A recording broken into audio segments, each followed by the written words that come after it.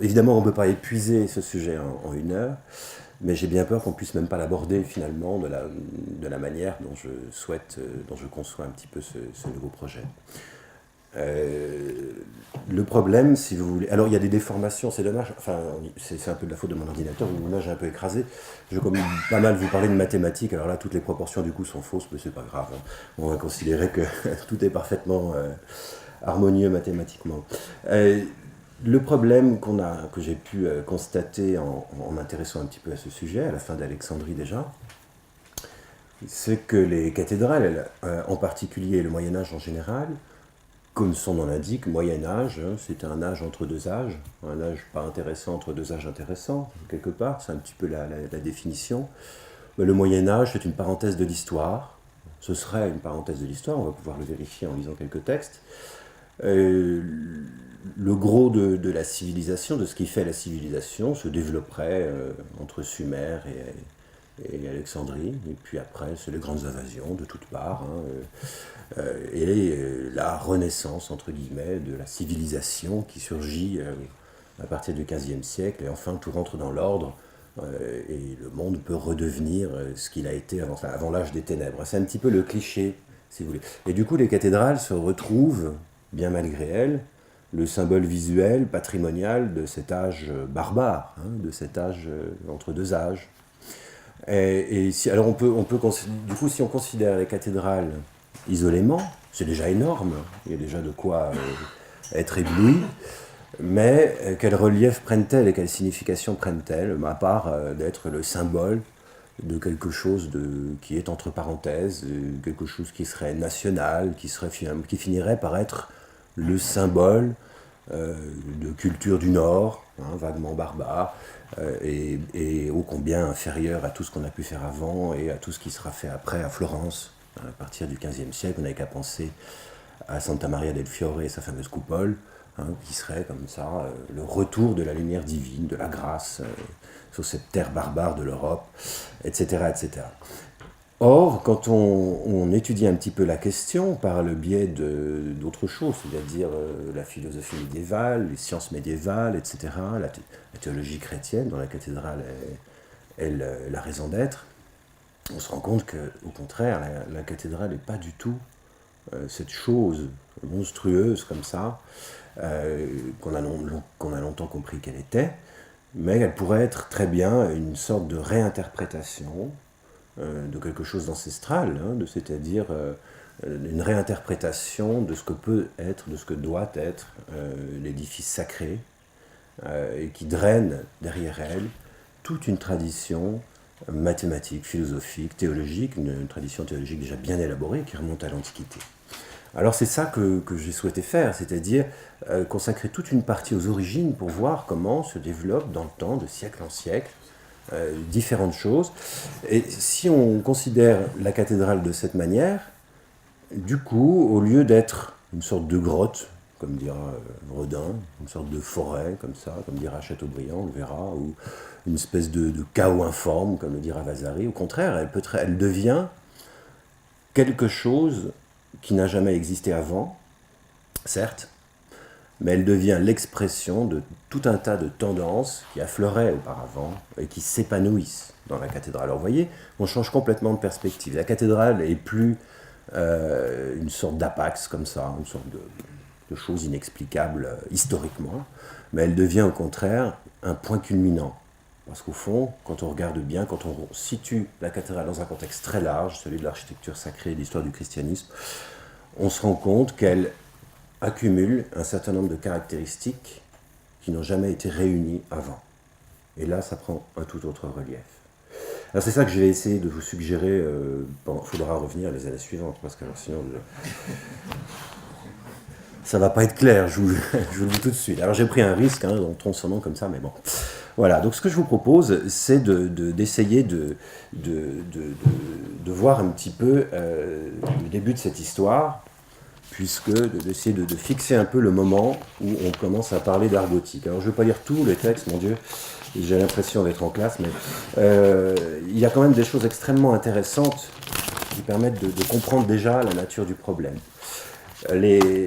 J'ai pris deux textes qui sont très célèbres pour les spécialistes, hein, qui sont ceux de Vasari et celui de Raphaël et de Balthazar Castiglione, qui vont littéralement démonter l'architecture gothique et nous expliquer qu'au fond, c'est une non-architecture. C'est un non-sens. Dans le premier, Balthazar Castiglione et Raphaël, puisqu'ils écrivent au pape, alors Léon X, c'est possible, je ne sais plus quel Léon c'était, enfin bon, le pape de l'époque, leur écrivent depuis Florence, donc ce sont les deux, je dirais, pères fondateurs de ce qu'on appelle la Renaissance, hein, puisque Balthazar Castiglione définit l'idéal culturel et social de l'époque, et puis Raphaël, lui, peint, comme vous savez, et bien, donc reste aujourd'hui encore une des plus grandes figures de la peinture de la Renaissance. Et je lis le texte. Il semble que les Allemands aient commencé à réveiller un peu cet art de l'architecture. C'est toujours de la faute des Allemands, c'est bien connu. Mais en ce qui concerne leurs ornements, ils demeurèrent grossiers et très éloignés de la belle manière des Romains, qui, en dehors de la structure générale de l'édifice, avaient élaboré de très belles corniches, de belles frises, des architraves, des colonnes magnifiquement ornées de chapiteaux et de bases, et fondées sur les proportions de l'homme et de la femme.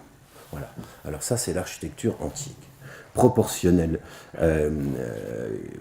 fondée sur les proportions de l'homme et de la femme. Bon. Ça, c'est l'idéal que, justement, ces hommes vont essayer de retrouver. Alors, c'est paradoxal, parce que, évidemment, si vous mettez... Enfin bon, je ne vais pas rentrer je ne vais pas non plus aller trop avant, mais vous allez voir que nous allons rencontrer paradoxe sur paradoxe dans ce petit voyage à travers les textes. Les Allemands... Alors, quand Vasari dit allemand, Goethe, il inclut toute la cathédrale d'Île-de-France, hein, donc ça, c'est un autre paradoxe. C'est-à-dire que pour lui, et même les cathédrales italiennes, au fond... Tout ce que nous appelons gothique, c'est une invention allemande, d'où son nom qu'il va leur donner. Les Allemands se bornaient souvent à poser en guise d'ornement des figures rabougries et mal faites, servant de console pour soutenir une poutre, ou encore des animaux étranges, des figures et des feuillages grossiers, étrangers à toute règle naturelle. Cependant, il faut reconnaître que leur architecture tire son origine des arbres non taillés, dont les branches pliées et entrelacées forment des arcs brisés. Et bien que cette origine ne soit pas entièrement à mépriser, elle manque néanmoins de solidité. En effet, les cabanes, confectionnées avec des poutres solidement arrimées entre elles et posées pour servir de colonnes, avec leurs faîtes et leurs couvertures telles que les décrit Vitruve à propos de l'origine du genre dorique, ces cabanes donc sont beaucoup plus solides que les arcs brisés, qui ont deux centres. Au reste, la raison mathématique nous convainc de la beaucoup plus grande solidité offerte par l'arc semi-circulaire, on croit rêver, dont toutes les lignes convergent en un seul centre. Et outre sa faiblesse, l'arc brisé ne représente pas de grâce à notre œil que délecte la perfection du cercle. Bon. Alors, si vous regardez un petit peu, si vous abordez ce texte d'un point de vue technique, il s'avère que Raphaël a tout faux, hein, puisque l'arc brisé est beaucoup plus solide que l'arc qu'on dit roman, hein, l'arc semi-circulaire. Donc il est complètement à côté. Bon. Donc si on fait un petit bilan intermédiaire, l'art allemand, déjà a le tort d'être allemand, ce qui pour un Italien est énorme, et ensuite il ne respecte pas les conventions naturelles, c'est-à-dire que ça ressemble à rien, c'est disproportionné par rapport à l'homme et à la femme, et ensuite, troisième point, techniquement, c'est très faible. Hein, au fond, les médiévaux auraient choisi l'arc brisé pour des raisons esthétiques, parce que si vous voulez, ils sortent de leur forêt, hein, presque couverts de peau de bête, donc il faut qu'une architecture ressemble à une forêt pour qu'ils se sentent à l'aise. Et c'est la seule raison d'être de l'arc brisé. Mais est-il seulement allé à Reims, hein? Parce que lorsque vous êtes dans une cathédrale gothique, est-ce que ça a l'air d'une forêt? À vous de juger. En tout cas, on ne peut pas dire que ça ne soit pas solide. Hein. On ne peut pas dire que ça ne soit pas, disons que techniquement, ce soit faible. Bon. Enfin, Raphaël était visiblement meilleur peintre qu'il n'était architecte, et Balthazar Castiglione pensait peut-être un peu trop à la mode de son temps. Mais voilà l'entrée en scène de l'art gothique, avec pour la première fois son nom nommé gothique. Bon. Vasari va en rajouter une couche énorme, puisqu'alors lui, bon... c'est presque un demi-siècle plus tard. Il existe une manière de construire que l'on appelle la manière allemande, qui est très différente par les ornements et les proportions de la manière des anciens et de celle des modernes. Aucun architecte admirable ne construit plus aujourd'hui de cette façon. Il l'évite en la tenant pour monstrueuse et barbare, car tout en elle manque d'ordre, de sorte qu'on doit parler plus justement de confusion et de désordre. C'est ainsi que ces gens, dans leurs constructions, qui ont été nombreuses à contaminer le monde, ont fait des portes ornées de colonnes grêles et tordues, comme de la vigne, lesquelles ne peuvent porter le moindre poids. Bon. Sur les façades et les parties décorées, de maudites petites niches s'empilent les unes sur les autres, avec tant de pyramides, de pinacles, de feuilles, qu'il semble impossible que cet assemblage arrive à tenir debout et à garder son équilibre. Tout cela semble être en papier plutôt qu'en pierre ou en marbre. Souvent, à force d'empiler motif sur motif, le sommet d'une porte va jusqu'à toucher le toit. Cette manière fut inventée par les Goths, qui, ayant détruit les constructions antiques, alors que les architectes avaient été tués par les guerres, construisirent ensuite de cette manière avec ceux qui restaient. On donna aux voûtes une forme ogivale, et on remplit toute l'Italie de cette maudite manière de construire que l'on a perdue, car on avait cessé de la pratiquer. Que Dieu évite à tout pays de concevoir les choses ainsi, et de choisir cette façon de travailler qui est tellement éloignée de la beauté de nos constructions qu'elle mérite qu'on n'en dise plus rien. Voilà. Alors tout est dit. Nous retrouvons là quelque chose d'assez intéressant, enfin une nouvelle mise à jour du malentendu. Bien sûr, Vasari reprend certains aspects de la critique de Raphaël, notamment celle de la déficience technique. C'est incapable de porter du poids, au fond. Hein. Du point de vue de la structurellement parlant, c'est extrêmement faible. Bon, encore un qui n'est pas allé à Reims. Mais il y a quelque chose de nouveau. C'est que Vasari ne comprend pas du tout la fonction des images. Il ne comprend pas une chose absolument essentielle de l'art gothique et qu'on va mettre encore longtemps, très longtemps à comprendre. Il faudra attendre Émile Malle, fin 19e, début 20e, pour qu'on comprenne enfin à quoi servent ces images et pourquoi elles ont cette forme. C'est que cet empilement monstrueux, comme il dit, de statues, n'a pas de raison d'être. Et évidemment, dans l'art de la Renaissance, comme dans l'art antique, la statuaire n'a pas du tout la même fonction. Alors, il faudra s'interroger évidemment sur la fonction, ça on le fera plus tard, des images taillées. Donc à partir du moment où il ne comprend pas que toute l'architecture gothique est faite pour être porteuse d'images et donc de discours, évidemment, l'architecture dans son ensemble n'a plus de sens. Donc c'est une parenthèse. Il y a le bien avant, le bien en son temps, c'est l'architecture de la Renaissance, et entre les deux, ces hommes sortis des forêts, qui après, pendant les grandes invasions, ont tué tous les architectes valables. Donc il y a un grand anachronisme, puisqu'il situe la naissance de l'art gothique au moment des grandes invasions, quelque part. Et puis donc le meurtre, le champ lexical de la maladie, enfin c'est comme un cancer généralisé qui toucherait toute l'Europe et qui la défigurerait. Heureusement, les hommes de la Renaissance sont là pour y remédier. Donc première forme de malentendu, si on fait un petit bilan, on considère que c'est étranger à toute règle naturelle, que c'est un art national, en plus, donc très connoté pour un Italien, c'est un art d'Europe du Nord, il appelle ça gothique, bon. Qu'il y a une forte analogie avec la forêt, qui est le monde de la barbarité par excellence, bien sûr, et qu'en plus de ça, techniquement, ça n'a aucune valeur. Donc ça, ce sont le point de départ, si vous voulez, c'est la première fois dans l'histoire avec Raphaël qu'on réfléchit à ce que c'est que l'art gothique. Avant, bientôt on voudra tout mettre par terre, mais là au moins un petit peu avant on commence à réfléchir. Vous voyez en quels termes. Puis vient au XIXe siècle une forme de réhabilitation, mais qui est complètement hors sujet. C'est-à-dire que quelqu'un comme Chateaubriand, le premier, va commencer à nous expliquer que c'est très bien l'art gothique, mais sans comprendre plus que les autres à quoi ça sert finalement, on va le voir. Dans un texte absolument magnifique, alors au moins Chateaubriand a le mérite de nous livrer ce qui s'apparente à une vision tout à fait stupéfiante. On aurait pu donner ça, on pourrait donner ça encore, il n'est peut-être pas trop tard, au bac cette année, c'est un texte absolument sublime. L'ordre gothique, au milieu de ses proportions barbares, a toutefois une beauté qui lui est particulière. Les forêts ont été les premiers temples de la divinité, et les hommes ont pris dans les forêts la première idée de l'architecture. Cet art a donc dû varier selon les climats. Les Grecs ont tourné l'élégante colonne corinthienne avec son chapiteau de feuilles sur le modèle du palmier. Les énormes piliers du vieux style égyptien représentent le vaste sycomore, le figuier oriental, le bananier et la plupart des arbres gigantesques de l'Afrique et de l'Asie. Les forêts des Gaules ont passé à leur tour dans les temples de nos pères, et ces fameux bois de chêne ont ainsi maintenu leur origine sacrée. Ces voûtes ciselées en feuillage, ces jambages qui appuient les murs et finissent brusquement comme des troncs brisés, la fraîcheur des voûtes, les ténèbres du sanctuaire, les ailes obscures, les chapelles comme des grottes, les passages secrets, les portes abaissées, tout retrace les labyrinthes des bois dans l'église gothique. Tout en fait sentir la religieuse horreur, les mystères de la divinité.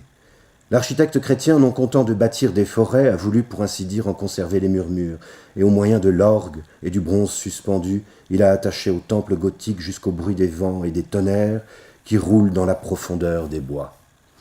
Les siècles évoqués par ces bruits religieux font sortir leurs antiques voix du sein des pierres et soupirent dans tous les coins de la vaste basilique. Le sanctuaire mugit comme l'antre de l'ancienne Sibylle, et tandis que d'énormes airains se balancent avec fracas sur votre tête, les souterrains voûtés de la mort se taisent profondément sous vos pieds.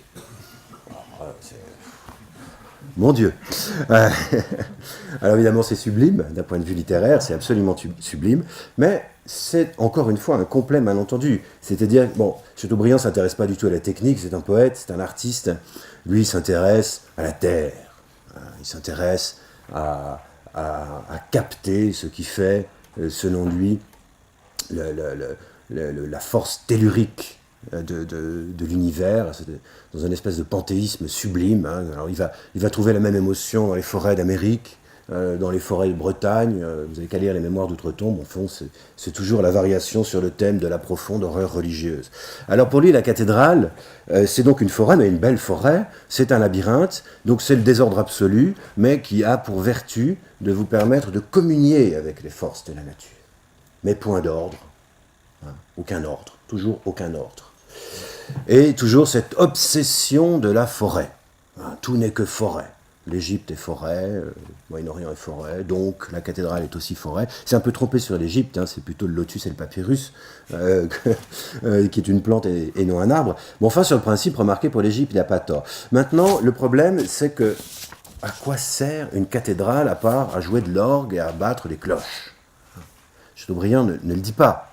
C'est-à-dire que pour lui, la cathédrale est habitée par la cloche, par l'orgue, donc ça tremble, ça fait trembler les pierres, mais est-ce que ça sert à ça, une cathédrale, hein? Donc le problème de la fonction n'est absolument pas abordé. C'est-à-dire que Chateaubriand, à la fois, se trompe complètement sur la forme, parce qu'une cathédrale n'est qu'ordre, de manière obsessionnelle, on le verra l'année prochaine, si Dieu veut, elle n'est qu'ordre, elle n'est qu'obsession de l'ordre, et pour lui, elle n'est que désordre. Donc on est dans un contresens absolu. Alors c'est un malentendu heureux, puisque ça annonce une nouvelle ère.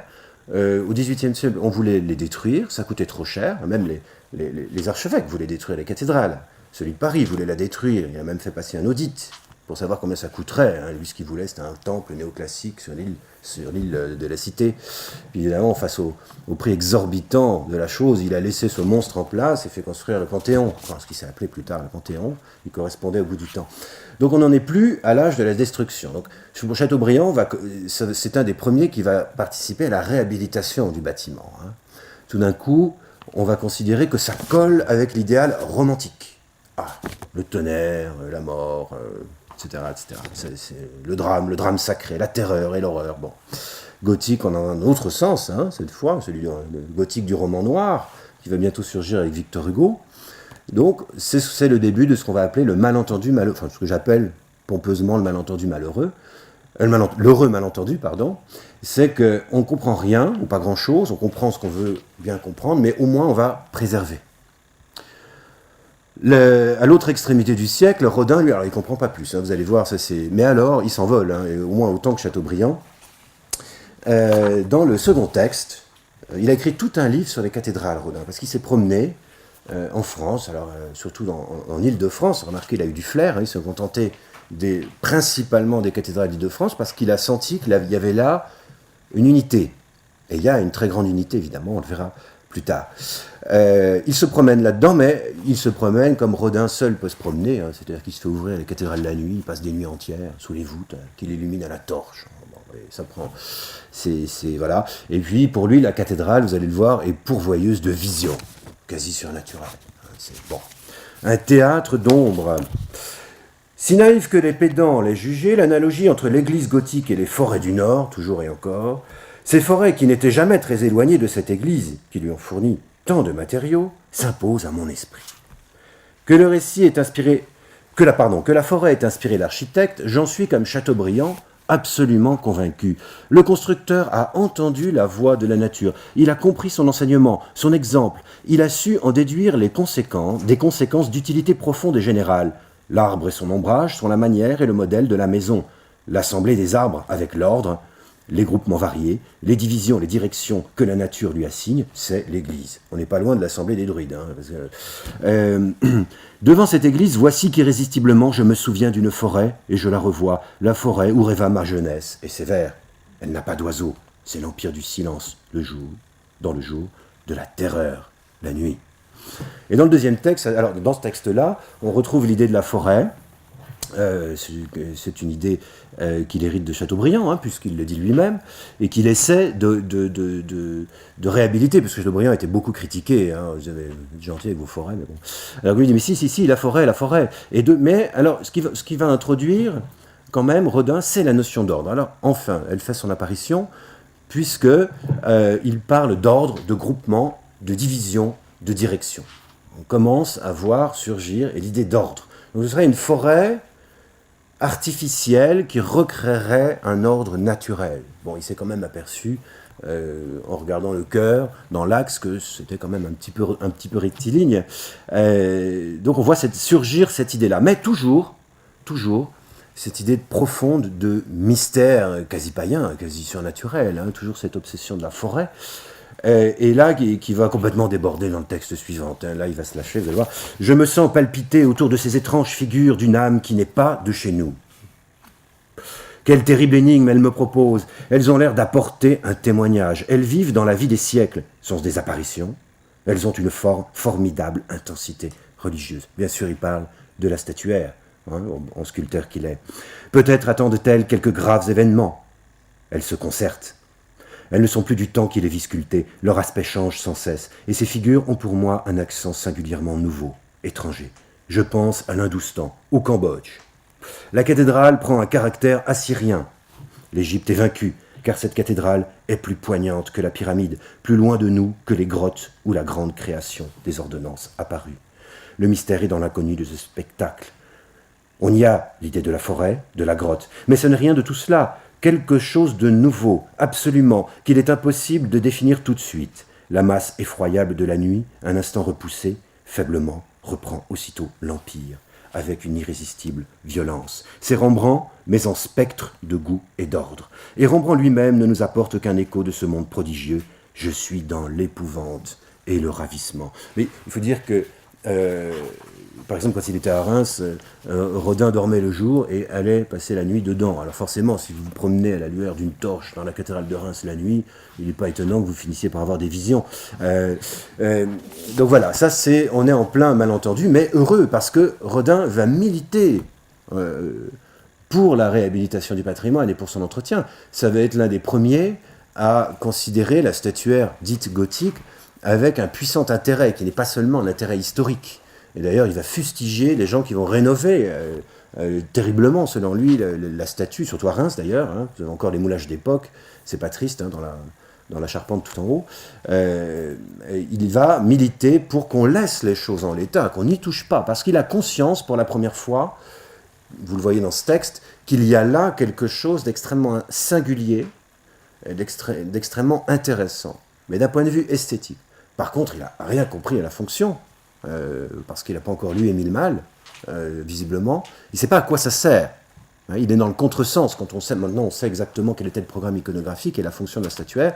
Elle ne servait pas à vous donner l'impression que vous étiez face à des apparitions fantomatiques et monstrueuses, pas du tout. Mais voilà, donc ça, c'est une étape. Donc, maintenant, allons voir à l'extrême opposé, toujours à la même époque, au 19e siècle, le personnage qui a Oui, alors je voulais juste montrer quelques petites photos, un petit peu pour illustrer ces deux perceptions très romantiques de la cathédrale, puisque là vous avez des photos anciennes de la fin du 19e, de Frederick Evans, le photographe anglais, qui sont absolument sublimes et qui rapprochent effectivement la cathédrale de cet univers fantomatique.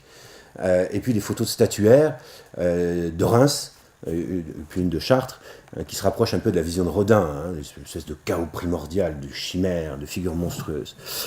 Au fond, pourquoi? Parce que ces deux personnages, Chateaubriand et Rodin, voient dans la cathédrale leur propre univers. La cathédrale est un miroir pour eux. Chateaubriand, bien sûr, la forêt, c'est le lieu de la communion à Dieu. Vous avez, enfin, je vous renvoie à Tala, René, etc., toute cette littérature qui met en scène, enfin, quand il met en scène ces personnages dans les forêts primitives d'Amérique. Vous avez une peinture qui illustre la mort d'Atala, vous voyez les forêts, vous voyez la croix, vous voyez la grotte. Enfin bon, on est en pleine communion avec la nature, donc avec Dieu. Et la cathédrale, bon, bah, s'inscrit là-dedans. Si on veut être en communion avec Dieu, il faut être en communion avec la nature. La cathédrale est artificielle, donc elle va recréer la nature pour vous permettre de toucher la divinité. Donc au fond, la cathédrale selon Chateaubriand, c'est la cathédrale de Chateaubriand. Des arbres partout, de l'effroi et de la terreur, etc. Et puis Rodin, si vous connaissez un petit peu son univers esthétique, là vous avez deux photographies prise du vivant de Rodin par Edward Steichen, un des plus grands photographes du tournant du siècle, qui prenait des photos de Rodin la nuit, évidemment, le fameux Balzac qu'il a pris dans son jardin, qui prend la nuit une dimension tout à fait fantomatique et presque assyrienne, hein, si on veut bien, ou de l'Hindoustan, enfin bon, bref. Donc au fond, Rodin voit dans la cathédrale Rodin, hein, c'est-à-dire qu'il Rodin voit dans la statuaire des cathédrales les statues de Rodin, celles déjà faites ou celles à faire. C'est tout à fait naturel. Voyons ce que voyait Viollet-le-Duc. Alors là, j'ai juste un petit problème de lumière parce que je ne vois plus, j'arrive plus à lire. Alors c'est un peu embêtant. Et vous allez voir, c'est tout à fait singulier parce que Viollet-le-Duc, il est l'un de ceux qui a le plus milité pour la réhabilitation des cathédrales, mais point de vue technique, c'est-à-dire pour qu'elles soient préservées de la ruine, parce que beaucoup tombaient en ruine. Donc celui qui va faire de la cathédrale un monument historique, un monument technique, il est complètement à côté aussi, mais pas de la même manière que les autres. Et c'est très intéressant de voir comment il se trompe et comment il voit juste. Parce que là, il va ouvrir une nouvelle ère dans la perception des cathédrales. Texte 3. Le besoin de sortir de la barbarie et de l'anarchie, de défricher le sol, fait élever au XIe siècle les abbayes de l'Occident. L'unité monarchique et religieuse, l'alliance de ces deux pouvoirs pour constituer une nationalité, font surgir les grandes cathédrales du nord de la France. Certes, les cathédrales sont des monuments religieux, mais elles sont surtout des édifices nationaux. Le jour où la société française a prêté ses bras et donné ses trésors pour les élever, elle a voulu se constituer et elle s'est constituée. Les cathédrales des XIIe et XIIIe siècles sont donc, à notre point de vue, le symbole de la nationalité française. La première et la plus puissante tentative vers l'unité. Et si en 1793, elles sont restées debout, sauf de très rares exceptions, c'est que ce sentiment était resté dans le cœur des populations, malgré tout ce qu'on avait fait pour l'en arracher. C'est l'avènement de la cathédrale nationale. Hein, voilà, alors on dit, bon, c'est-à-dire nationale. Qu'est-ce que ça peut bien vouloir dire au XIIIe siècle Et puis, alors, les autres cathédrales sont hors cursus. Bon, dès que vous sortez du domaine royal de France, qui est tout petit à l'époque, hein, quelle valeur peuvent bien avoir les cathédrales qui n'en font pas partie. Mais bref, premier élément de projection, à l'époque où parle Viollet-le-Duc, bien sûr, la question de l'unité de la nation, elle se pose énormément, et surtout les relations entre l'Église et l'État. Alors là, il y a tout un poème, hein, et un certain nombre de thèses qui ont déjà été écrites sur la question. C'est un problème, quelle unité pour la nation? Donc Viollet-le-Duc, qui est républicain, à mort, on va le voir, lui voit dans la cathédrale le symbole de l'unité. Alors il mieux vaut ne pas se demander à quoi sert une cathédrale, hein, parce qu'alors là, du coup, bon, justement, il ne le fait pas. Quand il regarde dans le texte suivant, nous ne pouvons élever raisonnablement une gare de chemin de fer, une halle, une salle pour nos assemblées, un bazar ou une bourse en suivant les errements de la construction grecque. Voilà, donc, inversion complète de polarité par rapport à la Renaissance, puisque ce sont les Grecs et les Romains qui ont fait n'importe quoi d'un point de vue technique, et qu'au fond, les ingénieurs gothiques, eux, sont la modernité. Vous voyez, on inverse complètement le problème. Tandis que les principes souples appliqués déjà par les architectes du Moyen-Âge, en les étudiant avec soin, nous placent sur la voie moderne, celle du progrès incessant. Cette étude nous permet toute innovation, l'emploi de tous les genres de matériaux, sans déroger aux principes posés par ces architectes, puisque ces principes consistent précisément à tout soumettre, matériaux, formes, dispositions, d'ensemble et de détails, au raisonnement, et à atteindre, à la limite du possible, à substituer les ressources de l'industrie à la force inerte, la recherche de l'inconnu à la tradition. Il est certain que si les constructeurs gothiques eussent à leur disposition de grandes pièces en fonte de fer, ils n'auraient pas manqué d'employer cette manière dans les bâtiments. Je ne répondrai pas qu'ils ne fussent bientôt arrivés à des résultats plus judicieux, mieux raisonnés que ceux obtenus de notre temps. Alors là, on ne comprend plus rien, puisque selon Viollet-le-Duc, la cathédrale gothique, à la fois est le symbole de l'unité nationale, alors unité des républicains, des radicaux, des catholiques, des royalistes, unité de tout le monde, d'un point de vue symbolique, c'est un petit peu fort, et d'un autre côté, au niveau technique, la cathédrale, c'est l'avenir, c'est le progrès. Au fond, ce sont les Grecs et les Romains, donc après eux, les gens de la Renaissance, qui se sont trompés, qui ont erré, parce que les solutions techniques de ce temps-là ne permettent pas de construire les cathédrales d'aujourd'hui, pour un homme du XIXe siècle. Les cathédrales d'aujourd'hui, ce sont les salles de concert, les grandes halles, les bourses du commerce, les gares de chemin de fer, etc. Comment voulez-vous construire une gare de chemin de fer avec des piliers en mode dorique, et puis des coupoles, etc., etc. Vous ne pouvez pas. Donc, vous voyez, là c'est intéressant, parce que à gauche, vous avez le projet d'une salle de concert gigantesque, dans une fantaisie d'architecte, mais qui est très révélatrice, que Viollet-le-Duc a commise dans les années, je crois, 1860. Donc ça n'est qu'un projet. Mais vous voyez dans la structure même qu'il a conçu son projet sur le modèle souple, comme il le dit, de l'architecture gothique. Donc au fond, pour lui, et ça c'est intéressant, il n'y a pas de rupture dans l'histoire. Et ça c'est la première fois que cette idée apparaît dans l'étude. Parce que pour Chateaubriand, pour Rodin, évidemment pour Vasari, et Balthazar de Castiglione et Raphaël, il y a rupture, et la cathédrale est rupture. Pour Viollet-le-Duc, d'un point de vue technique, il n'y a pas rupture. Voilà que la cathédrale apporte un plus par rapport à l'Antiquité. Mais on ne s'interroge toujours pas, et lui pas plus que les autres, à la fonction, à quoi ça sert, pourquoi elle est construite. Et pourquoi elle est construite comme ça et pas autrement. Et vous allez voir que le malentendu persiste. Et là, on va arriver quelque chose de très différent, mais d'intéressant. C'est l'idée, au fond, comme on ne comprend pas le sens de la cathédrale, ou qu'on ne veut pas le comprendre, alors on va lui donner un sens, qui n'est pas le sien, on le sait maintenant, mais qu'on croit être le sien. Et Viollet-le-Duc, qui les connaît très bien, puisqu'il les restaure toutes, plus ou moins heureusement, il va essayer de nous convaincre que la cathédrale est l'emblème de la liberté de penser. Pourquoi pas ? La cathédrale elle-même, cet édifice autrefois si dogmatique, envahi désormais par la bourgeoisie, par la commune, par la liberté, échappe au prêtre et tombe au pouvoir de l'artiste. Là, il parle du XIIIe siècle. Bon. L'artiste la bâtit à sa guise. Adieu le mystère, le mythe, la loi. Donc tout le fatras théologique catholique. Voici la fantaisie et le caprice, pourvu que le prêtre ait sa basilique et son autel, il n'a rien à dire. Les quatre murs sont à l'artiste, et le livre architectural n'appartient plus au sacerdoce, à la religion, à Rome. Il est à l'imagination, à la poésie, au peuple, de là les transformations rapides et innombrables de cette architecture qui n'a que 3 siècles, si frappante après l'immobilité stagnante de l'architecture romane qui en a 6 ou 7. L'art cependant marche à pas de géant, le génie et l'originalité populaire font la besogne que faisaient les évêques. Chaque race écrit en passant sa ligne sur ce livre. Elle rature les vieux hiéroglyphes romans sur le frontispice des cathédrales, et c'est tout au plus si l'on voit encore le dogme percé, ça ou là, sous le nouveau symbole qu'elle y dépose. Oui, vous avez un Christ Pantocrator sur la façade occidentale, oui, bon, d'accord. Mais l'essentiel est ailleurs. La draperie populaire laisse à peine deviner l'ossement religieux. On ne saurait se faire une idée des licences que prennent alors les architectes envers l'Église.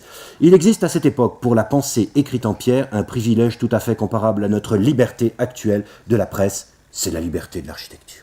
Nous sommes en 1832, c'est Victor Hugo dans Notre-Dame de Paris qui commet ces lignes, il n'y a pas d'autre mot, parce que là franchement, il n'est pas avec le dos de la cuillère, mais c'est normal, parce que 1830, c'est les Trois Glorieuses, c'est l'idéal républicain qui s'impose, Victor Hugo, qui n'est plus monarchiste, devient républicain, prend la cause du peuple, donc Notre-Dame de Paris devient l'emblème même de la Révolution. Avant de devenir à nouveau cette grotte, cette forêt hantée par un fantôme, Quasimodo, etc.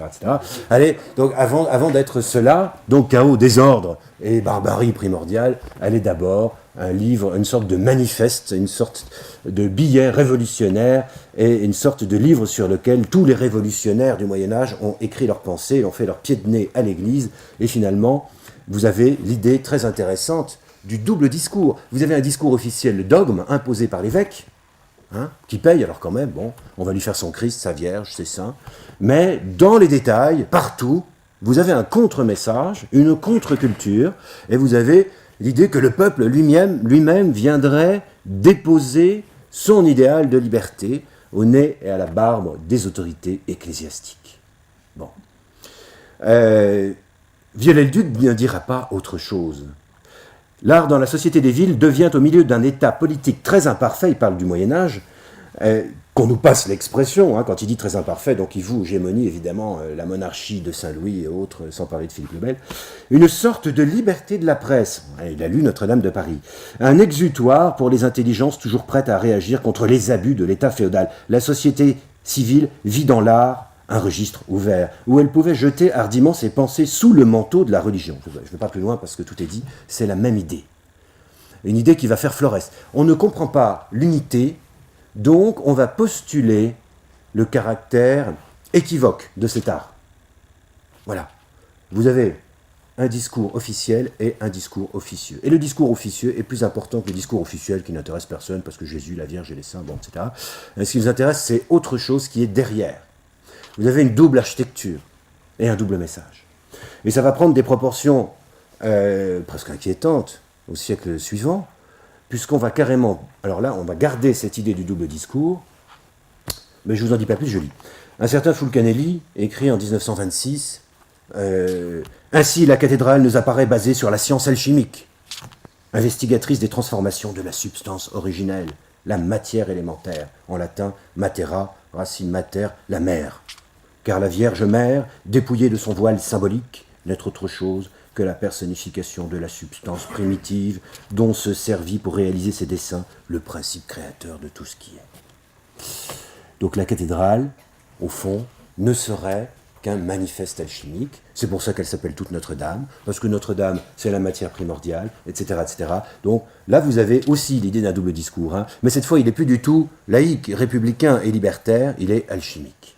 Mais le principe reste le même. Vous avez un dogme, des évêques, des archevêques, des chanoines qui payent l'équivalent de plusieurs milliards, puisque les chantiers durent plus d'un siècle. Et puis vous avez derrière d'autres gens, les architectes, tous alchimistes. Alors, Dieu sait qu'ils ont réussi à transformer le métaux en or, mais en tout cas, ils auraient réussi à pervertir, ce serait négatif, disons, mais en tout cas, à tordre tout cet art pour l'amener à exprimer toute autre chose. Une science primordiale qu'il appelle l'alchimie, et qui serait contraire au dogme. Et très récemment, encore, un architecte mathématicien a essayé de prouver cette thèse par les mathématiques et la géométrie. Alors on va voir un petit peu ce qu'il dit dans son introduction. Elle est passionnante, son introduction, parce que elle va proposer quelque chose de plus construit et de plus séduisant. Le bâtisseur de cathédrale est d'abord un alchimiste. Bon, c'est la même idée. Maître pratiquement exclusif de l'œuvre, les architectes vont affirmer à leur façon une foi sensiblement différente de celle de l'Église. La cathédrale, sous son apparence, répondra aux impératifs liturgiques et symboliques du chapitre, les chanoines et l'évêque, en l'occurrence les commanditaires, ceux qui payent, mais en profondeur, dans son concept, elle perpétuera la conception que se font de la création ces bâtisseurs eux-mêmes, donc les architectes. Replaçant la religion en amont du dogme, comme science de l'homme au sein de l'univers, renouant avec une vision de la création et de l'homme plus proche de la pensée grecque, en même temps que des origines de la chrétienté, la gnose. Ce faisant, ils risquent l'accusation d'hérésie. Bah oui, ils risquent leur peau, hein, parce que si on les attrape, les architectes, à vouloir faire passer par la cathédrale un message gnostique et alchimique, ils vont finir sur le bûcher, parce qu'au XIIIe siècle, on ne plaisante pas, vous voyez, hein, c'est bon. Alors ils se cachent. Ce faisant, par l'Église, pour quelques maîtres d'œuvre éminents, impliquait bien évidemment une discrétion absolue, et c'est la thèse du complot qui surgit là. Inscrire aux dieux de leur conscience les lois du monde en référence à des doctrines non orthodoxes, l'appareil d'un symbolisme auquel cette Église ne commandait sans doute que très partiellement, exigeait un langage indéchiffrable. Ils adopteront le plus secret des langages, le nombre et la géométrie, que Pythagore avait déjà hissé au rang de langage symbolique. Voilà. Donc ça, c'est la thèse du complot, mais inversée, si vous voulez. C'est-à-dire qu'il y a un complot positif, symbolique, il y a une tradition qui remonte à Pythagore, qui remonte à l'Antiquité, et qui aurait, je n'ai pas tout mis dans ce texte, mais après, il nous explique qu'au fond, ces gens, ces alchimistes, remontent à Pythagore, que Pythagore lui-même a été enseigné par les Chaldéens, les Babyloniens, les Perses, on ne sait pas trop, hein, et par les Égyptiens, et qu'au fond, les cathédrales, alors ça c'est une idée qui est intéressante quand même, c'est que les cathédrales expriment une science immémoriale. Donc là, ce qui est vraiment très intéressant, dans cette thèse qu'il défend, diagramme à l'appui, vous le voyez, l'idée que les architectes aient travaillé dans le dos des évêques et qu'ils aient fait partie d'une secte alchimique d'initiés, bon, faut peut-être pas exagérer, mais disons, l'idée qui est intéressante, c'est que la structure même a un sens déjà. Alors tiens, ça c'est bien, elle a un sens, elle a une cohérence, elle a une unité mathématique, et qu'elle s'inscrit dans une histoire qui remonte aux origines de l'humanité, parce que on a toujours construit les édifices sacrés selon un ordre mathématique, géométrique défini. Ça, c'est une idée intéressante et c'est ce que je vous propose de creuser un petit peu. Mais bien évidemment, alors, Thierry de Champris, qui est l'auteur de cet ouvrage, très courageux et très généreux, hein, puisqu'il a pris 5 cathédrales, et puis il s'est amusé, c'est pas le mot, disons qu'à retrouver des figures primordiales qu'il considérait comme étant alchimiques, le carré, le cercle, le pentagramme, le triangle, etc. etc. Et puis à montrer qu'au fond, il y avait tout un programme alchimique qui se résout dans le nombre d'or, etc., etc. Bon. Quand on en parle à des mathématiciens chevronnés, ils vous diront que le nombre d'or, vous pouvez l'obtenir à partir des dimensions du verre, hein, ou de l'écran d'ordinateur, c'est à partir de tout. Donc on ne va pas valider ou invalider ce travail, mais c'est l'idée qui va nous intéresser.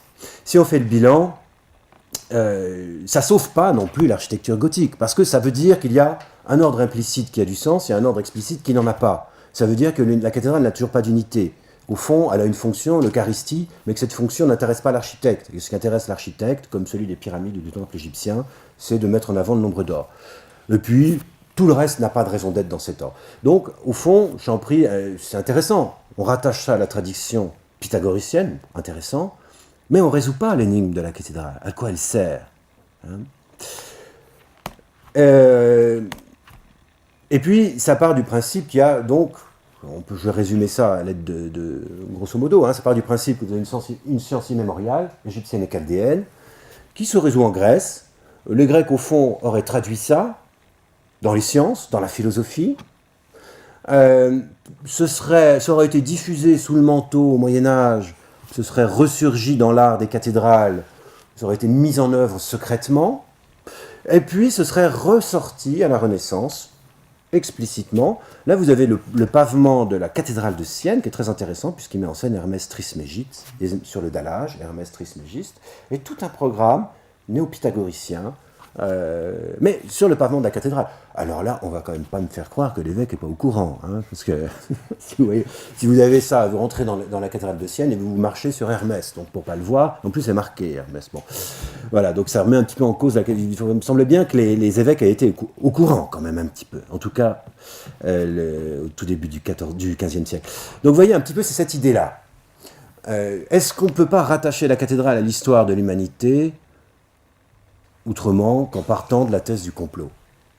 Est-ce qu'on ne peut pas rattacher le génie mathématique et géométrique des architectes à l'histoire des édifices sacrés sans partir du principe que les architectes faisaient partie d'une secte occulte, qu'ils étaient alchimiques et qui risquaient leur vie à partir du moment où ils traçaient un plan? Est-ce qu'il n'y aurait pas une autre hypothèse qui rendrait compte à la fois de la perfection mathématique, donc de l'ordre, à la fois de l'idée qu'il y a quand même un discours mathématique là-dedans, mais que les évêques étaient au courant et qu'ils le souhaitaient, et qu'au fond, tout ça était en parfaite harmonie avec le programme général. Alors c'est ça qu'on va essayer de faire dans ce projet, et je vais partir, oui, bon, ça je vous passe la conclusion, je vais partir du principe que, vous voyez, c'est mathématique, hein, pour moi c'est pas tout à fait une forêt, c'est la cathédrale de Reims, il y a une obsession du nombre dans cette architecture, une obsession du nombre. Et je ne pense pas que l'arc brisé ressemble à des ramures de chêne. Bon, bref. Chacun voit midi à sa porte, mais bon. Voilà. Donc l'idée, un petit peu, c'est de s'interroger, de reprendre la fable mystique, mais non pas d'un point de vue fabuliste, mais d'un point de vue scientifique. déjà, et puis voir ce que ça donne. Et je vais commencer avec Babylone. Parce que Babylone, avec Babylone, on rentre dans l'horizon biblique, déjà. Parce que Babylone, bien sûr, n'a pas du tout bonne réputation dans la Bible, hein, mais au moins elle fait partie du paysage. Abraham est censé venir d'Our en Chaldée, la plus vieille civilisation qui avait l'obsession de la construction, hein, puisque chaque ville sumérienne avait sa cathédrale, si on veut bien, son ziggurat, comme on l'appelait. Là, vous avez celui d'Our qui a été reconstitué sous Saddam Hussein, je crois. Ou, bon, pas toujours, il paraît, selon les archéologues, pas très bien, mais enfin, bon, au moins, ça vous donne une idée. Donc, Abraham vient d'Our en Chaldée. Il est à l'origine du peuple élu dans la Bible. Et puis, il passe son temps à faire des sacrifices. Hein, donc, c'est lui qui va inaugurer la longue lignée du sacrifice, dont l'Eucharistie sera, pour les chrétiens, l'ultime aboutissement. Ensuite, c'est à cause de Babylone que le temple de Salomon, si important pour les bâtisseurs de cathédrales, est détruit. Et puis n'oublions pas que les Juifs de Jérusalem vont être déportés à Babylone, sous Nabuchodonosor, et passer là-bas un certain nombre de décennies. Vous avez un exil. Parce que, en fait, en Mésopotamie, on avait l'obsession de la déportation. On déportait tout le monde, hein, pas seulement les Juifs. Donc le bas-relief que vous voyez là, ce n'est pas du tout les Juifs qui sont déportés, c'est un autre peuple déporté par les Assyriens. Bon. À chaque fois qu'on prenait une ville, on déportait tout le monde. Voilà, bon. Et puis on en faisait des esclaves. Et les Juifs ont été, d'après la Bible, victimes de ça, si bien que les Juifs ont deux pôles. Enfin, je parle sous l'autorité de M. Mimouni, qui est là, j'ai peur de dire des bêtises, mais n'hésitez pas, si jamais, parce que c'est une question qui est extrêmement complexe, mais disons que ce qu'on peut dire, c'est que Babylone, c'est un pôle du judaïsme. Un repoussoir, bien sûr, Babylone, c'est bon, c'est pas le bon exemple, mais d'un autre côté, le judaïsme va se développer à Babylone pendant l'exil, avant la reconstruction du temple. Disons que ce sont les élites juives déportées à Babylone qui lorsqu'elles vont revenir, vont présider à la restauration du culte, à la restauration du temple, donc de l'édifice sacré. Et puis après, à la suite de ce second exil qu'on appelle la diaspora au 1er siècle, il y a beaucoup de Juifs qui retournent à Babylone. Et c'est à Babylone que le Talmud dit de Babylone, enfin en Babylonie de manière générale, puisque de toute façon la ville de Babylone n'existe plus au 6e siècle, c'est en Babylonie que le judaïsme rabbinique va se développer. Donc Babylone, c'est très important pour le développement du judaïsme, et ça reste très important dans la Bible comme contre-exemple. Mais comment... donc voilà, c'est-à-dire qu'on en a fait au Moyen-Âge, Babylone, l'anti-Jérusalem. La Babylone est détruite. Babylone incarne la bête dans l'Apocalypse, etc., etc. Et puis, elle incarne aussi autre chose. Vous voyez la représentation de Bruegel l'Ancien, la démesure, une sorte de second péché originel, hein, une sorte de seconde malédiction.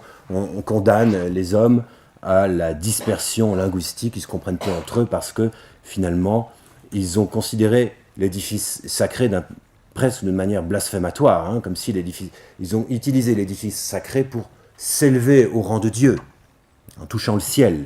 C'est bien que Dieu les a punis, les a maudits, en les condamnant à plus comprendre. Ça, c'est pour l'horizon biblique, c'est-à-dire pour l'horizon biblique, Babylone, c'est l'origine, enfin la Mésopotamie, les Chaldéens, c'est l'origine de tout, c'est Abraham, c'est l'origine du sacrifice fondamental. En même temps, c'est une concurrente de Jérusalem, c'est presque l'anti-Jérusalem, et ça finit par devenir la ville du diable, la ville diabolique, la ville maudite. Pour les Grecs, il en était tout autrement. Tout autrement. Pour les Grecs, Babylone était la terre de la révélation, la terre de la sagesse.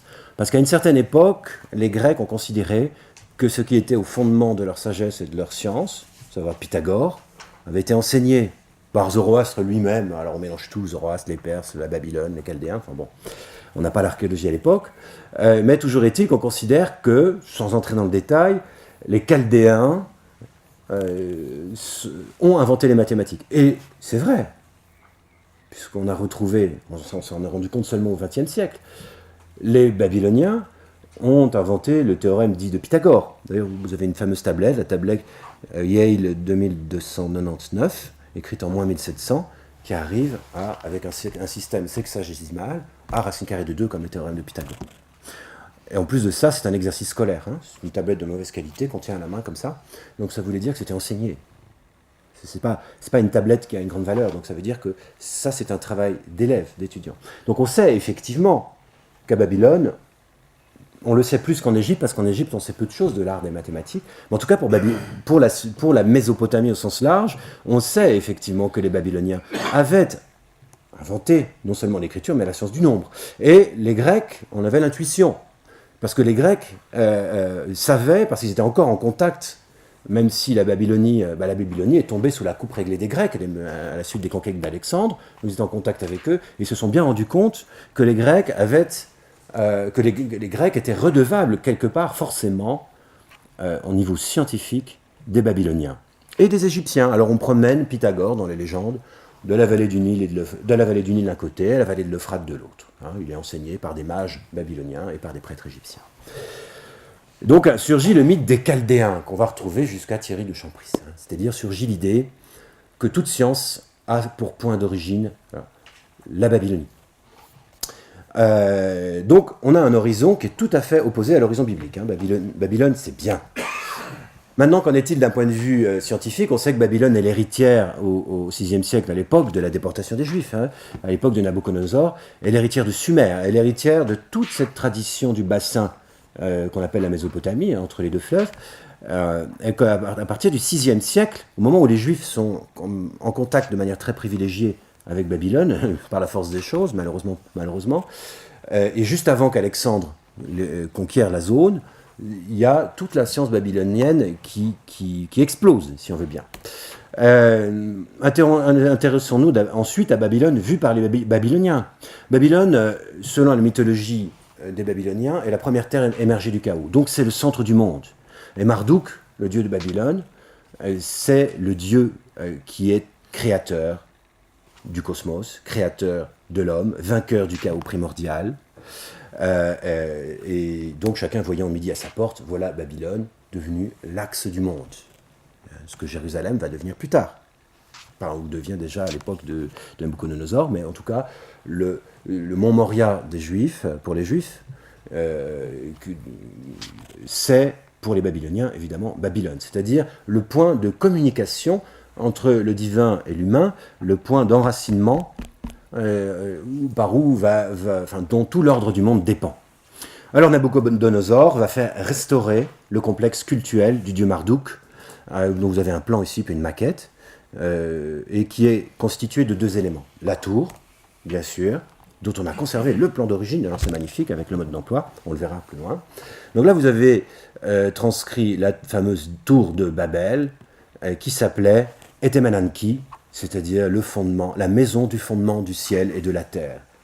Et puis, au pied de cet édifice, vous aviez le temple proprement dit, dont le plan est très intéressant, qui est ici, qui a été reconstitué par les architectes, qui est un temple carré, ici, où le dieu Marduk avait sa statue là, et tout un dispositif axial de pièces isolées les unes des autres, mais qui communiquaient d'un point de vue visuel. Ce qui fait que les fidèles qui étaient cantonés à la cour, la grande cour qui était là, alors tout ça est colossal, ça fait 180 mètres sur 120 mètres, enfin bon, il y a des mesures, mais les fidèles pouvaient voir le dieu à travers les portes ouvertes, un petit peu comme dans le temple égyptien, et donc avaient accès visuellement à la statue du dieu qui était honorée.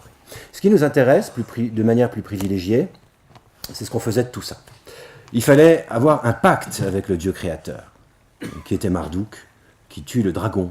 Marduk débarrasse le monde du chaos, mais il faut qu'il le fasse de façon constante. Donc chaque année, on va faire une grande solennité religieuse pour s'accorder les faveurs du Dieu et faire en sorte que la terre ne sombre pas à nouveau dans le chaos, qui était celui du déluge, qui a traumatisé toute la région, puisque le mythe du déluge viendrait peut-être de Babylone. Je vous passe les détails. Donc on faisait une grande procession par la fameuse porte d'Ishtar, mais pas seulement, qui aboutissait à la tour. Ce qui est important, c'est que le pouvoir politique tirait sa justification de ça. Parce que pendant cette procession, on giflait le roi, là, et s'il pleurait, c'était bon.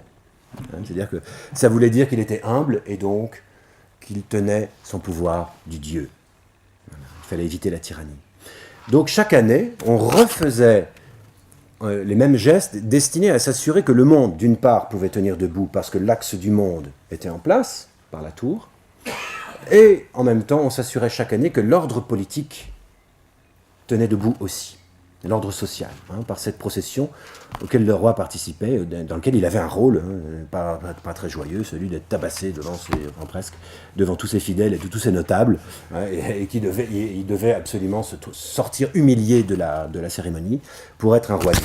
Et on a conservé beaucoup de choses, curieusement, de cette époque.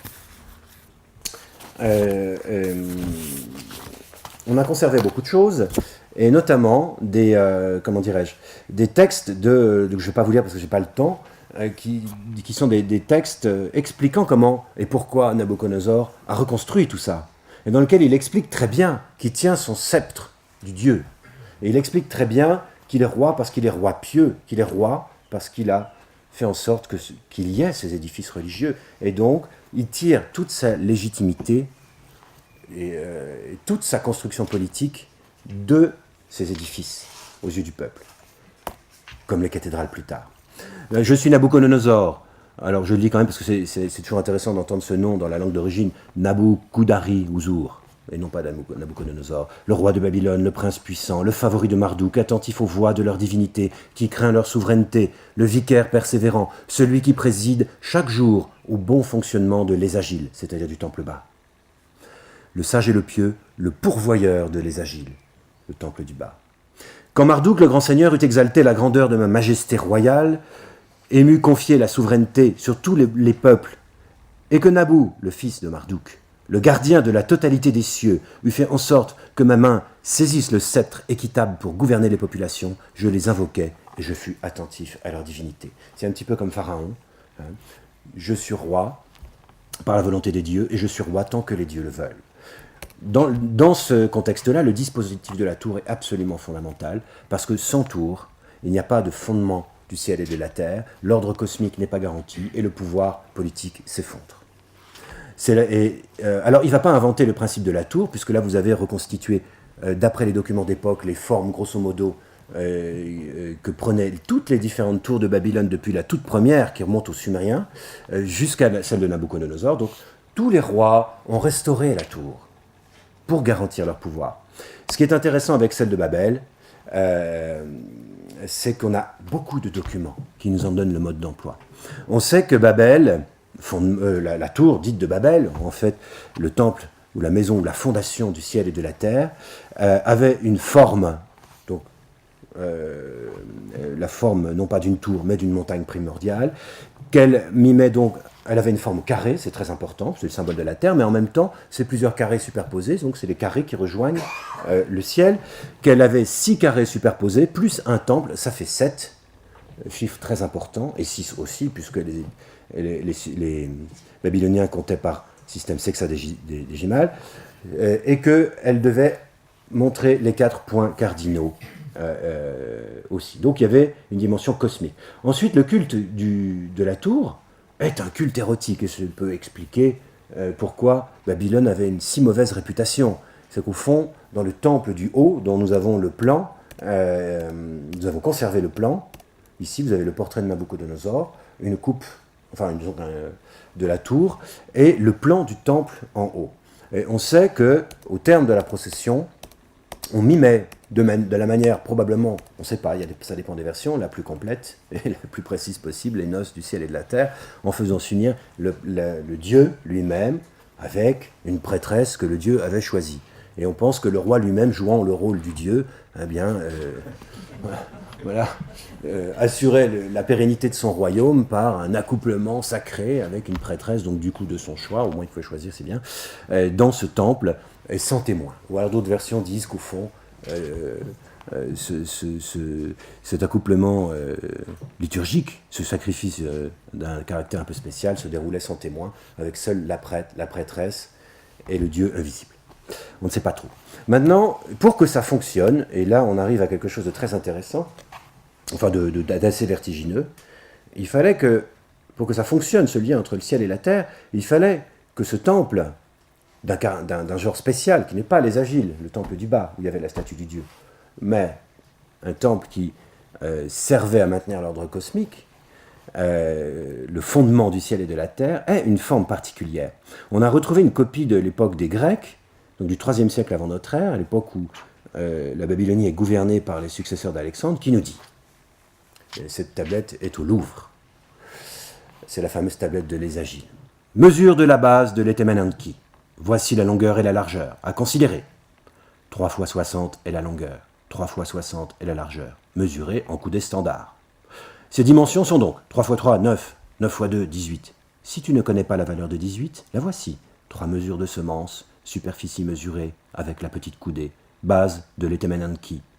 La hauteur est égale à la longueur et à la largeur. Que le sage initié montre ceci à l'initié, que le non-initié ne le voit pas. Voilà. Vous comprenez rien, mais non plus, c'est normal. Parce que, si vous voulez... alors, il y a un livre, il y a un que sais-je sur la question. Hein, mais alors, vous avez intérêt à lire ça avec un prof de maths, parce que vous allez être un peu perdu. Moi, je suis perdu. Hein, donc, je vais considérer que toutes les conclusions qui ont été faites sont justes. Elle est impossible à comprendre, même pour un mathématicien qui ne travaillerait pas main dans la main avec un assyriologue et un spécialiste de cette civilisation. Parce que le texte est codé. Hein, le texte est codé. Il faut procéder à plusieurs conversions. Mais c'est une variation sur le thème du carré et sur le chiffre 6. Alors sachez simplement que d'après cette tablette, puisque c'est tout ce qui compte pour nous, on ne veut pas que vous le compreniez, mais on veut que vous sachiez que tout est construit selon le nombre. Sinon ça ne fonctionne pas. Hein. Il y a donc un langage crypté qui fait que la tour peut fonctionner. Parce que le nombre a une fonction lumineuse, comme dirait, j'ai oublié son nom, ce grand spécialiste de l'histoire des religions. Aux yeux des fidèles, aux yeux du roi, aux yeux des prêtres, l'axe de fondation de la terre et du ciel est structuré par le nombre, parce que le nombre est le langage des dieux. Voilà. Et donc, la tour doit parler le langage des dieux. Et il en était probablement de même de l'Ésagile qui était au pied de la tour, qui était aussi une variation sur la forme du carré. Hein. Le carré, c'est le symbole de la terre, etc., etc. Et là, vous retrouvez la magie du nombre. 3 et 5, tout fonctionnait par multiple de 3 et 5 dans les mathématiques babyloniennes, qu'on retrouvera dans les cathédrales. Alors, mon Dieu, essayez de les compter, vous n'arriverez pas tellement il y en a, des 3 et des 5. Effectivement, je ne dis pas que les architectes des cathédrales du XIIIe siècle avaient fait un stage à Babylone. Hein. Je constate, c'est tout. Bon, voilà. Et pour que ça fonctionne, il fallait que ce soit explicitement mathématique, mais qu'on ne puisse pas le comprendre non plus complètement. Hein, donc vous avez cette double idée. Alors juste pour rendre ça non pas fantasmatique mais bien réel, il faut quand même savoir qu'en dehors du théorème de Pythagore, les Babyloniens ont réussi à calculer pi et sont arrivés à 3,12. Mais ils sont arrivés à 3,12 et non pas à 3,14 parce qu'ils avaient un système sexagésimal, compté par unité de 60. Donc ils ne pouvaient pas arriver à quelque chose de plus précis que leur système. Mais ils y sont arrivés. Hein, puisque selon une tablette j'arrive pas à lire parce que c'est trop petit, et vous non plus, une tablette retrouvée en 1936, en Iran, et datant de 1680, conduit à l'approximation remarquable de 3,125, donc pour pi. Alors, ça rend plausible cette idée que les Babyloniens, les prêtres babyloniens, avaient cette obsession du nombre et considéraient que pour que la terre et le ciel soient unis, pour qu'un ordre politique puisse fonctionner, il fallait construire un édifice selon le nombre, parce que sinon il ne fonctionnait pas, et que ce nombre devait être visible d'une certaine manière, puisque si vous regardez la tour, il est visible, vous avez bien 7 niveaux, 6 plus 1, mais qu'en même temps, l'ordre l'ordre réel, ne devait pas être communiqué, non plus. Hein, pourquoi ? Parce que les mathématiques sont une activité sacrée au même titre que des activités qu'on qualifierait de religieuses, de même qu'il y a des mystères à ne pas communiquer aux fidèles concernant la nature du Dieu, la signification de certains éléments du rituel, le secret du langage de l'édifice sacré, fondement de la terre et du ciel, ne doit pas être communiqué. Voilà, donc ça c'est le point d'origine de notre aventure. Si on fait le bilan, parce que pour chaque édifice on peut le faire, c'est intéressant. Au niveau le bâtiment, Ésagile plus tour de Babel, a d'abord une fonction cosmologique. Il représente l'ordre caché de l'univers. Parce qu'évidemment, si vous êtes au bord de l'Euphrate, vous ne voyez pas forcément que vous êtes au centre du monde, vous ne voyez pas forcément que vous avez un puits invisible qui fait tout tenir en place. Donc il faut le matérialiser. pas dans la pierre, mais dans l'argile, puisqu'il n'y a pas de pierre, on construit tout en argile. Simplement, au premier coup d'œil, par ces différents niveaux, les agiles matérialisent l'ordre cosmique. C'est sa première fonction, évidente. Ensuite, la tour et les agiles, donc la matérialisation mathématique de l'ordre du monde, ça ne suffit pas. On va opérer là-dedans un sacrifice, parce que cet ordre mathématique, au fond, est le socle sur lequel va se dérouler le sacrifice. Et le sacrifice, il est fondamental. Il faut un sacrifice pour faire tout tenir en place. Alors, il y en a plusieurs chez les Babyloniens. Le culte au 7e ciel, comme dirait Charles hier, j'ai parlé de ça, il dit c'est le 7e ciel dans le temple supérieur. Oui, celui-là est fondamental, mais ce n'est pas le seul. Mais disons que l'ordre mathématique structure un édifice qui doit immédiatement montrer que l'ordre du monde est là, en jeu, et doit abriter un sacrifice sans lequel rien ne peut tenir debout, ni le monde, ni la société, ni le pouvoir politique. Ensuite, il y a d'emblée une fonction initiatique qu'on va retrouver pour tous les édifices, depuis le temple de Jérusalem jusqu'à Sainte-Sophie de Constantinople, en passant par Aix-la-Chapelle, et les cathédrales, on verra que ce sera une autre histoire. Mais il y a forcément une dimension initiatique. Pourquoi ? Parce que contrairement à nous, contrairement à Viollet-le-Duc, pour nous, les mathématiques ne sont pas sacrées. Mais pour les Babyloniens, pour les Alexandrins, pour les Byzantins, etc., pour tous ceux qui seront tributaires d'une tradition dite néoplatonicienne et pythagoricienne, le nombre est fondamentalement et par essence sacré, donc ne se communique pas. Voilà, donc j'arrête provisoirement comment dirais-je, j'ai pris trop de temps, hein, veuillez m'excuser, j'ai débordé. Je ne sais pas si vous vous y retrouvez, ça va. Donc voilà, c'est un petit peu trompeur parce que là, finalement, ça n'est qu'un point de départ. Après, c'est intéressant de se demander comment le temple juif fonctionne. Est-ce qu'on retrouve un caractère cosmologique ? Le caractère opératif, sacrificiel bien sûr, on va le retrouver. Le caractère initiatique, alors on le retrouve après, mais est-ce qu'on le trouve déjà chez les juifs ? À voir. Ensuite, le caractère pédagogique, je ne l'ai pas trouvé dans Babylone, hein, je n'ai pas trouvé comment l'édifice sacré pouvait être porteur d'une pédagogie. C'est-à-dire qu'à partir de l'édifice, vous pouvez expliquer toute la religion. Et ça, c'est quelque chose de absolument fondamental dans les cathédrales. Alors, je ne l'ai pas trouvé à Babylone. Est-ce qu'on le trouve chez les Juifs ? Pas sûr. On va le trouver clairement un peu plus tard. Et puis ensuite, et ça, je n'ai pas eu le temps de traiter, fondamental dans l'édifice sacré, vous avez la séparation nette entre l'espace public, profane, l'espace des fidèles et l'espace des prêtres, et qui sont fermés. Parce qu'il ne faut pas vous imaginer que la ville entière défilait sur la tour. Et puis aller regarder le roi copuler avec la prêtresse. Non, vraisemblablement pas. Tout ça était réservé à l'ordre des prêtres, à la caste sacerdotale.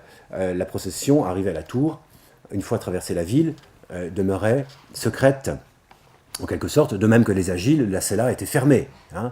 La cella, on n'accédait pas à la cella. On pouvait la voir de loin, et encore pas tout le temps, on n'accédait pas. Donc l'édifice sacré a aussi cette dimension de séparation entre le lieu du mystère et le lieu de ceux qui communient, entre guillemets, même si c'est anachronique, au mystère, et ça on va le retrouver très fortement dans le temple, bien sûr, de Jérusalem. Alors, l'année prochaine, si Dieu veut, je vais parler du temple, je prendrai là aussi beaucoup de risques, hein, parce que l'histoire du temple, c'est comme une centrale nucléaire ou une bombe atomique, hein, c'est qu'on commence à en parler, c'est très compliqué, mais je vais essayer comme ça, à chaque fois, de retrouver dans les différents édifices ces différents points, et puis, là, on est parti d'un point qui est fondamental, c'est la mathématique. Parce que, vous dites, mais quel point commun entre Babylone, qui est fustigé dans l'Apocalypse, et dans la cathédrale, il y en a en tout cas un, c'est sûr, ce sera la mathématique, qui va jouer un rôle clairement fondamental dans la cathédrale. Voilà, donc je vous remercie, j'espère que vous n'avez pas trop donné le tournis. Je pense qu'un café s'impose pour... Voilà, merci.